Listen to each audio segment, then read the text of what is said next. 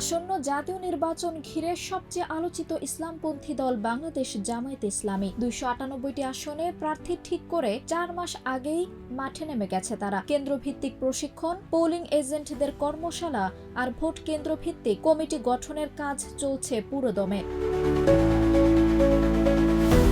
দলটির উচ্চ পর্যায়ের সূত্র বলছে, এই নির্বাচনে জামায়াতের লক্ষ্য ন্যায় ও সমতা ভিত্তিক কল্যাণ রাষ্ট্র গঠন। আমির doctor Shafiqur Rahman, secretary general Mia Golam Parwar সহ নির্বাহী পরিষদের 15 জন নেতা সরাসরি প্রতিদ্বন্দ্বিতা করবেন।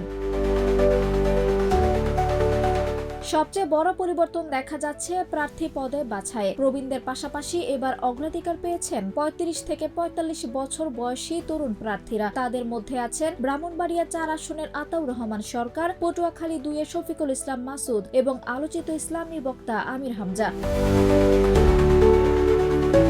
তবে দলটির ভেতরেও দেখা দিয়েছে কিছু অসন্তোষ। পাবনা 5 ও ময়মনসিংহ 6 আসনে মনোনয়ন নিয়ে বিক্ষোভ হয়েছে। গাজীপুর 6 ও নরসিংদী 5 আসনে এখনো প্রার্থী নির্ধারণ হয়নি। সব মিলিয়ে জামাত এবার আগের চেয়ে সংগঠিত ও কৌশলী। স্থানীয় পর্যায়ে বিনামূল্যে চিকিৎসা, ধর্মীয় সংযোগ ও সামাজিক প্রচার চালিয়ে জনসম্পৃক্ততা বাড়ানোর চেষ্টা করছে প্রার্থীরা। জামায়াত নেতারা বলছেন, মানুষ এখন পরিবর্তন চায়, নতুন নেতৃত্ব চায়, সেই সুযোগটাই কাজে লাগাতে চাই আমরা।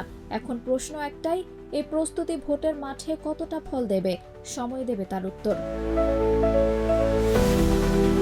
আঞ্জুম হক আরবি, প্রজন্ম 24।